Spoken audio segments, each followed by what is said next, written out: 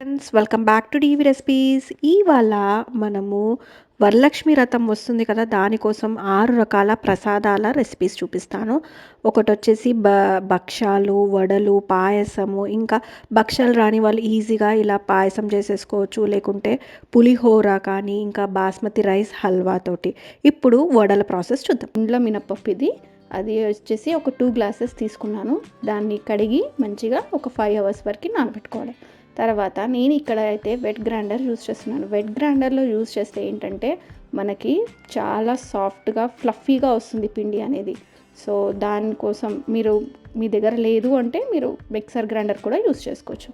నేను అలా కొన్ని వాటర్ వేసుకుంటూ, ఎక్కువ వాటర్ వేయొద్దు, ఇది బ్యాటర్ అనేది మనకి కొంచెం టైట్గా ఉంటేనే వడలు అనేది ఈజీగా వేయడానికి వస్తుంది.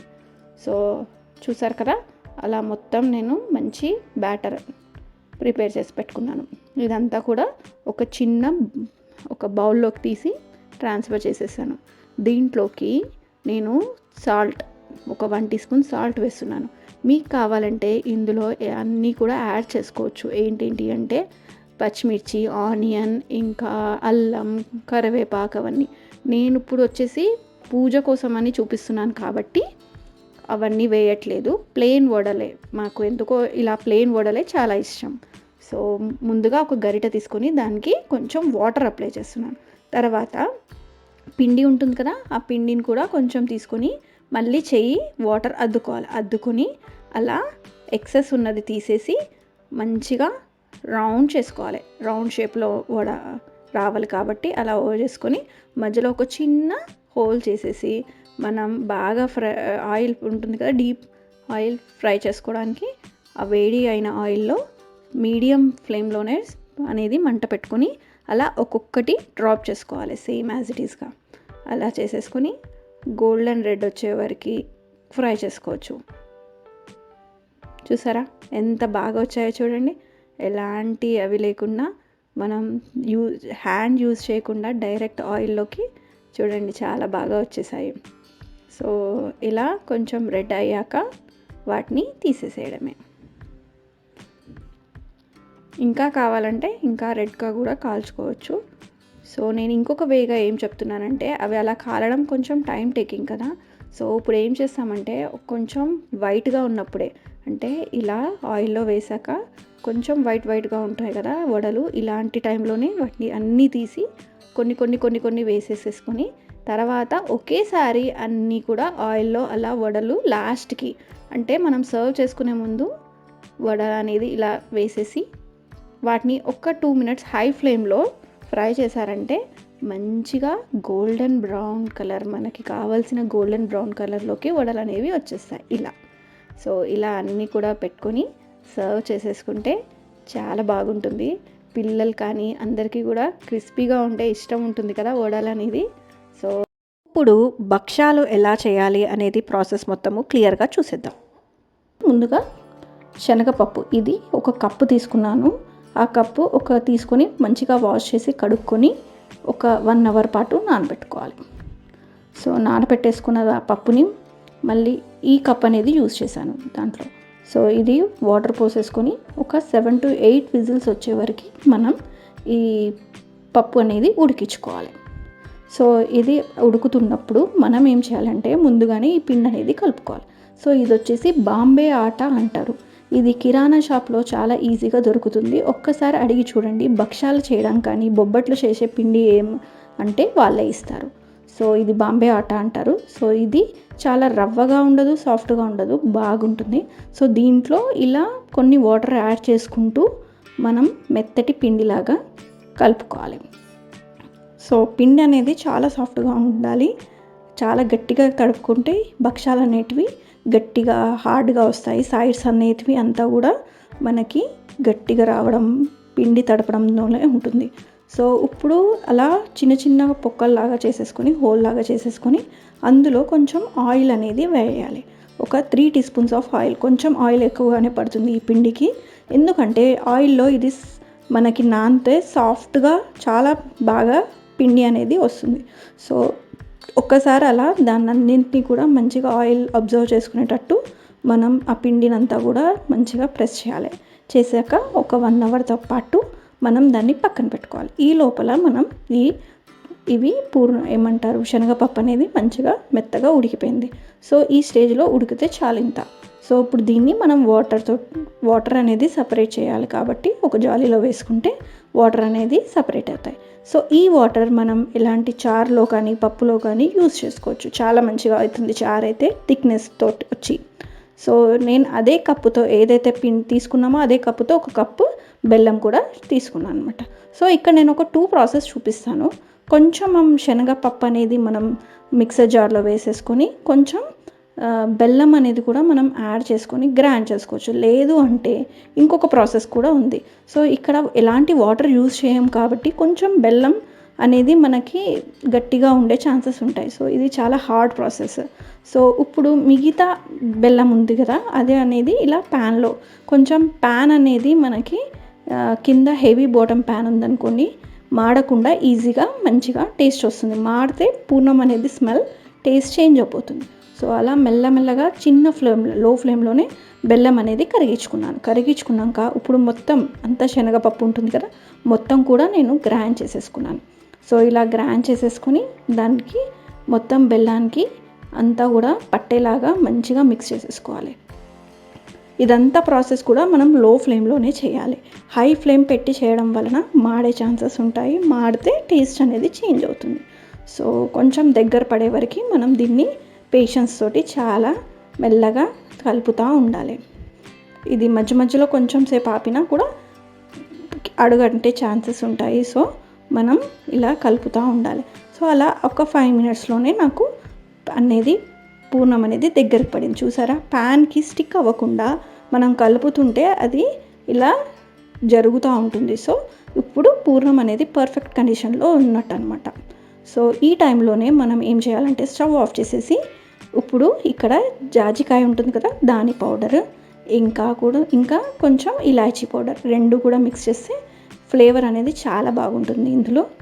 సో ఇలా మొత్తం అన్నిటిని మిక్స్ చేసేసుకొని మనం ఒక ప్లేట్లో చల్లారి పెట్టుకోవాలి. వేడి పూర్ణంతో మనం చేయలేం కదా, సో కొంచెం ఒక 5 మినిట్స్లో తొందరనే చల్లారిపోతుంది. ఇలా స్ప్రెడ్ చేసుకోవడం వల్ల పూర్ణం అనేది చాలా ఈజీగా కూల్ అయిపోతుంది అనమాట.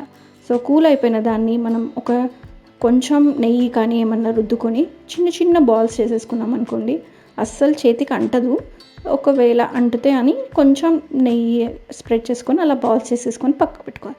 ఇప్పుడు ఈ లోపల మనం ముందుగా రెడీ చేసుకున్న పిండి ఉంటుంది కదా, దాన్ని కూడా ఒక్కసారి మళ్ళీ మంచిగా ప్రెస్ చేసేసుకొని ఒక చిన్న స్మాల్ బాల్ సైజు పిండిని తీసుకోవాలి. నేను చూపిస్తున్న విధంగా చిన్న సైజ్ బాల్ తీసేసుకొని దాన్ని కూడా ఒక ప్లాస్టిక్ షీట్ తీసుకున్నాను. మీరు ఎలాంటి షీట్ అయినా, పాల పేపర్ కానీ ఆయిల్ పేపర్ కానీ ఎలాంటిదైనా తీసుకోవచ్చు. దాంట్లో కొంచెం ఆయిల్ అనేది ఆ పేపర్కి స్ప్రెడ్ చేసి ఈ పూర్ణం అనేది ఆ దాంట్లో పెట్టేసి మొత్తం చూపిస్తున్న విధంగా అలా ఫోల్డ్ చేసుకోవాలి. సో ఇలా ఫోల్డ్ చేసేసుకొని ఈజీగా కొంచెం ఆయిల్ యూజ్ చేసేస్తే మీకు సాఫ్ట్గా ఈజీగా ప్రెస్ అయిపోతూ ఉంటుంది. చేతితోటే ఈజీగా ప్రెస్ చేసేసుకోవచ్చు. ఇలా చేసిన దాన్ని మనం చేతిలో ఆయిల్ ఆల్రెడీ ఉంటుంది కాబట్టి చేయి మీద ఈజీగా వచ్చేస్తుంది అనమాట. ఈజీగా చేతులతో తీసేసుకొని మనం వేడి పెంచు మీద వేయాలి. పేపర్తో అలాగే వేయొద్దు, పేపర్ కాలిపోయే ఛాన్సెస్ ఉంటుంది ప్లాస్టిక్ కాబట్టి. సో ఒక్కసారి 2 సైడ్స్ కూడా మంచిగా మనం కాల్చుకొని, ఇప్పుడు నేతి బొబ్బట్లు కాబట్టి కొంచెం నెయ్యి అనేది యాడ్ చేయాలి. ఇక్కడ నెయ్యి యాడ్ చేయడం వల్ల అవి మంచిగా కాలి పూర్ణంలోకి నెయ్యి అంతా వెళ్ళి చాలా మంచి టేస్ట్ వస్తుంది. సాఫ్ట్ కూడా, బొబ్బట్లు చాలా సాఫ్ట్గా ఉంటాయి. సో ఇవన్నీ కూడా మనం అలా 2 సైడ్స్ మంచిగా కాలేలాగా ఫ్రై చేసుకోవాలి. మీలో ఎంతమందికి బొబ్బట్లు చేయడం ఈజీ అనిపిస్తుందో నాకు కామెంట్ చేయండి. సో ఇలా కాల్ చేసుకున్న దాన్ని నేను ఇప్పుడు ఇంకొక ప్రాసెస్ చూపిస్తున్నాను. సో ఈ process same as it is ఇలాగే పూర్ణం అనేది మధ్యలో పెట్టి మొత్తం పిండితోటి మనం ఎలా ఫోల్డ్ చేసేసుకోవాలి. ఫోల్డ్ చేసేసుకున్న దానికి కొంచెం పొడి పిండి యూజ్ చేయాలి. సో ఇది మనం చపాతీలు చేస్తాం కదా, ఆ విధంగా కూడా మనం భక్షాలు అనేది చేసుకోవచ్చు.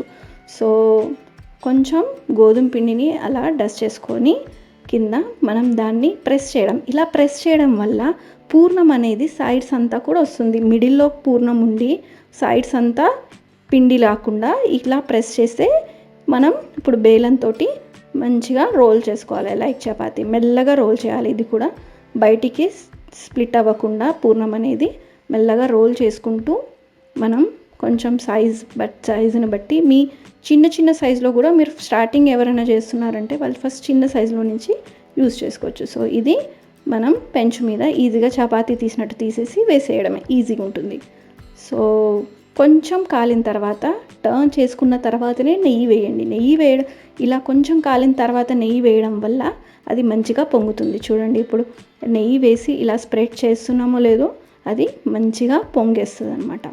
సో ఇలా పొంగిన దాన్ని నెక్స్ట్ సైడ్ కూడా తిప్పి ఇక్కడ కూడా కొంచెం నెయ్యి అనేది యాడ్ చేసుకొని మంచిగా 2 సైడ్స్ బాగా కాలేలాగా కాల్చుకోవడమే. అంతే, చాలా ఈజీ ప్రాసెస్ ఇది. మనం మీకు ఈ రెండింటి ప్రాసెస్లో ఏ ప్రాసెస్ మీకు చాలా ఈజీ అనిపించింది చేసి నాకు చెప్పండి. చాలా సాఫ్ట్గా మృదువుగా చూడండి, ముట్టుకుంటే నోట్లో వేసుకుంటే కరిగిపోయేలా ఉంటాయి ఈ భక్షాలు. నెక్స్ట్ పులిహోర ప్రాసెస్. ఇది చాలా మంచిగా ఉంటుంది, టేస్టీగా ఉంటుంది. దానికోసం ముందుగా శనగపప్పు ఒక 2 టీ స్పూన్స్ ఆఫ్ శనగపప్పు అనేది తీసుకోవాలి. తర్వాత అది ఉరద్దాలు అనేది కూడా తీసుకోవాలి. ఇంకా కొంచెం మెంతులు, ఇంకా పెప్పర్, ఇంకా ధనియాలు, జీలకర్ర ఇవన్నీ కూడా కొంచెం కొంచెం 1 టీ స్పూన్ 2 టీ స్పూన్స్ తీసుకోవాలి అక్కడ ఇచ్చిన దాంట్లో. ఇవన్నీ కూడా వేగిన తర్వాత ఒక 2 ఎర్రమిరపకాయలు ఉంటాయి కదా, అవి కూడా వేసి బాగా వేపుకోవాలి. దాంట్లోనే కొంచెం నువ్వులు లాస్ట్కి ఒక 2 టీ స్పూన్స్ అవి కూడా వేసి మంచిగా నువ్వులు చిటపటలాడే వరకు వేగాలి అనమాట. ఇదంతా వేగింది మనం పక్కన పెట్టి చల్లార్చుకోవాలి. సో దీన్ని ఒక ప్లేట్లోకి ట్రాన్స్ఫర్ చేసేసి చల్లారనిద్దాము. సో ముందుగా పులిహోర అంటే చింతపండు అనేది మనకి కావాలి కాబట్టి సో ఇలా చింతపండు అంతా కూడా పెట్టుకున్నాను నేను. సో ఇది మంచిగా దాంట్లో ఉన్న గుజ్జునంతా పోయేదాకా ఒక ఫిల్టర్ సహాయంతో దాన్ని తీసారనుకోండి మనకి పల్ప్ అనేది థిక్ పల్ప్ అనేది వస్తుందన్నమాట. సో అలా రబ్ చేస్తూ కింద పల్ప్ అనేది మనం పెట్టుకోవాలి అనమాట. ఆ గుజ్జు దీంట్లోనే చాలా టేస్ట్ ఉంటుంది. చింతపండు తీయడంలో కూడా చింతపండు అప్పుడు కూడా డిఫరెంట్ ఫ్లేవర్స్ ఆఫ్ చింతపండు ఉంటాయి. కొన్ని పులుపు ఉంటాయి, కొంచెం స్వీట్నెస్ వస్తుంది. సో దాన్ని బట్టి మన పులిహోర టేస్ట్ అనేది వస్తుందన్నమాట. సో ముందుగా ఒక కడాయిలో ఆయిల్ అనేది వేసుకోవాలి. ఇక్కడ ఆయిల్ అనేది కొంచెం ఎక్కువనే పడుతుందన్నమాట. సో దీంట్లోనే కొంచెం జీలకర్ర, ఆవాలు అనేది పోపు పెట్టుకుంటున్నాను. మినప్పప్పు వేసి కొంచెం శనగపప్పు కూడా యాడ్ చేయండి. సో దీంట్లో పప్పులు అనేది ఎక్కువ ఉంటేనే చాలా రుచిగా ఉంటుంది ఈ పులిహోరకి. సో దీంట్లోనే కొంచెం మనము పసుపు అనేది యాడ్ చేసి కొన్ని ఎండు మిరపకాయలు అనేది వేయాలి. తర్వాత నేను ఇందులోనే పల్లీలు అనేది, ఇంకా మంచి నా ఫేవరెట్ ఇంగ్రీడియంట్ ఇది కాజు. దీంట్లో కాజులు చాలా టేస్టీగా ఉంటాయి. ఇష్టం లేని వాళ్ళు స్కిప్ కూడా చేసుకోవచ్చు అనమాట. సో ఇలా అన్నీ వేసాక మనం ఒక పచ్చిమిరపకాయలు కూడా ఒక 4-5 ఇట్లా చీల్చేసి మంచిగా వాటిని ఫ్రై చేయాలన్నమాట ఆయిల్లో. చేస్తున్నాక ఒక రెమ్మ కరివేపాకు అనేది కూడా యాడ్ చేయండి. సో ఇదంతా కూడా ఫ్రై అవ్వాలి. ఫ్రై అయిపోయాక ఇప్పుడు చింతపండు పల్ప్ అనేది ఉంటుంది కదా, జ్యూస్, ఆ చింతపండు జ్యూస్ అనేది దాంట్లోకి యాడ్ చేసి కొంచెం ఒక 5 మినిట్స్ దగ్గర అయ్యే వరకు చింతపండు అనేది కొంచెం గుజ్జు గట్టిగా అయ్యే వరకు మనం అలా మిక్స్ చేస్తూ ఉండాలి. సో 5 మినిట్స్ వరకు దీన్ని బాయిల్ చేయండి. బాయిల్ చేశాక దీంట్లో కొంచెం అంత సాల్ట్, దానికి రుచి సరిపడా సాల్ట్, ఇంకా కొంచెం బెల్లం అనేది యాడ్ చేయండి. బెల్లం అనేది కంపల్సరీ యాడ్ చేస్తేనే మంచి ఫ్లేవర్ వస్తుంది. స్కిప్ మాత్రం చేయకండి. సో ఇలా అయిన దాన్ని తీసి మనం చల్లార్చి ఆయిల్ అనేది తేలుతుందనమాట, అప్పుడు పక్కకు పెట్టుకోవాలి. సో ఇది మంచిగా పౌడర్ చేసుకోండి ఇలా.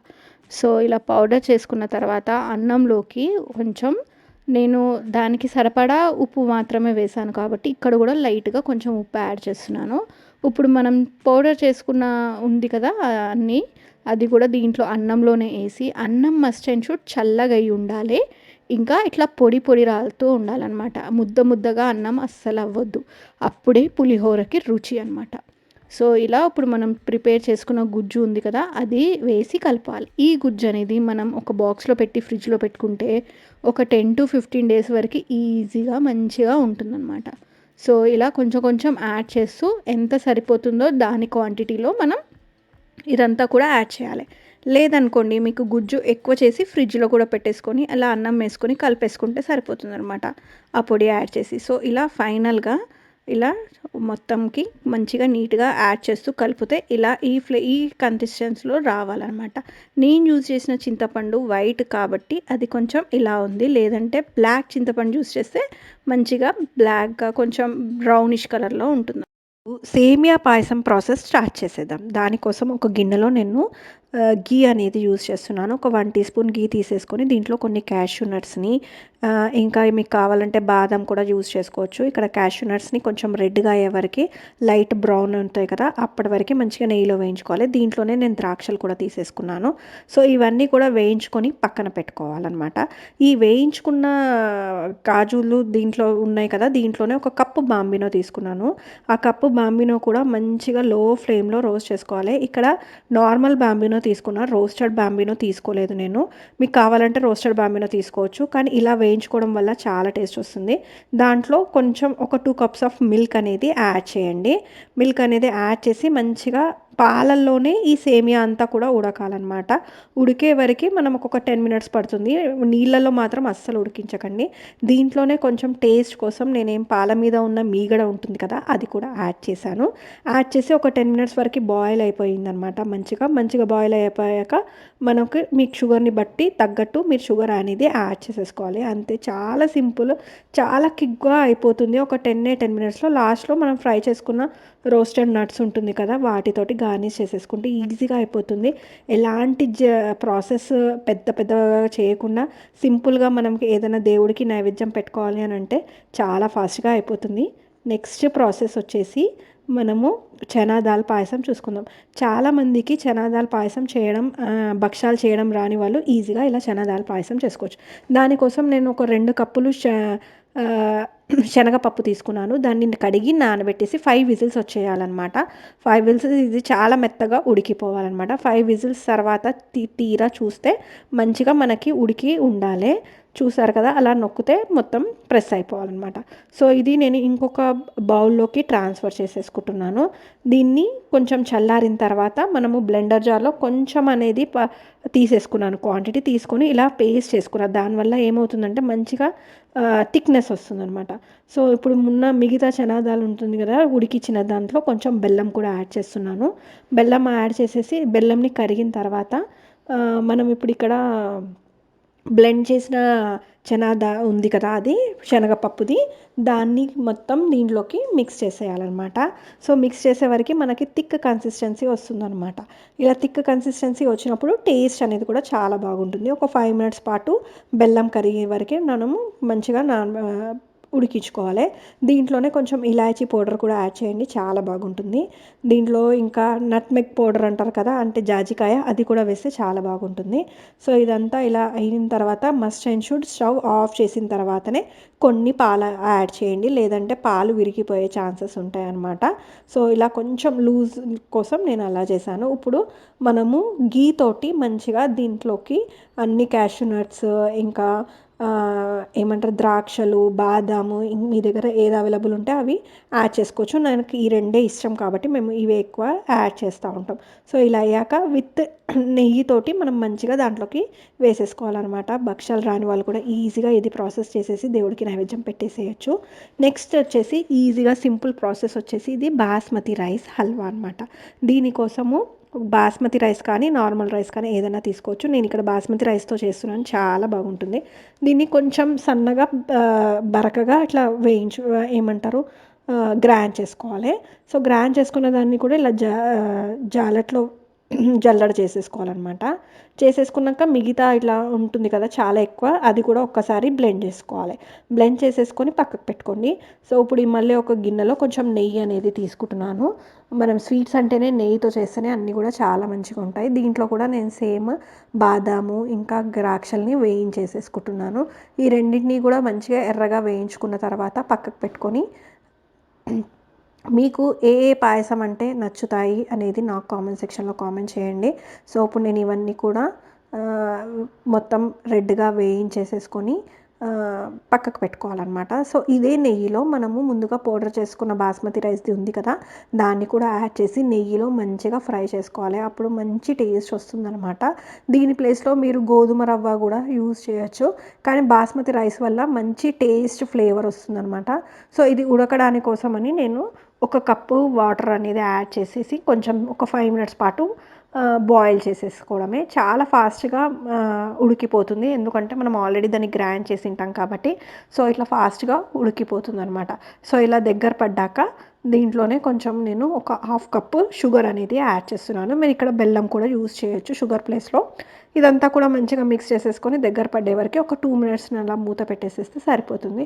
చాలా సింపుల్‌గా, క్విక్‌గా అయిపోతుంది. సో, దీంట్లో మనము ముందుగా ఫ్రై చేసుకున్న ద్రాక్షలు అవి కూడా యాడ్ చేసుకునేయొచ్చు. కొంచెం ఇలాచీ పౌడర్ కూడా యాడ్ చేయండి. చాలా చాలా బాగుంటుంది. సో, ఇవన్నీ కూడా యాడ్ చేసేసుకొని కలిపేసుకొని దేవుడికి నైవేద్యం పెట్టేసుకుంటే ఈజీగా అయిపోతుంది. వరలక్ష్మి వ్రతానికి చాలా ఈజీ ప్రాసెస్‌లో ఇలాంటి స్వీట్లు, పాయసం రెసిపీస్ షేర్ చేశాను. నచ్చితే లైక్ చేయండి, షేర్ చేయండి. Subscribe to DV recipes. Bye bye.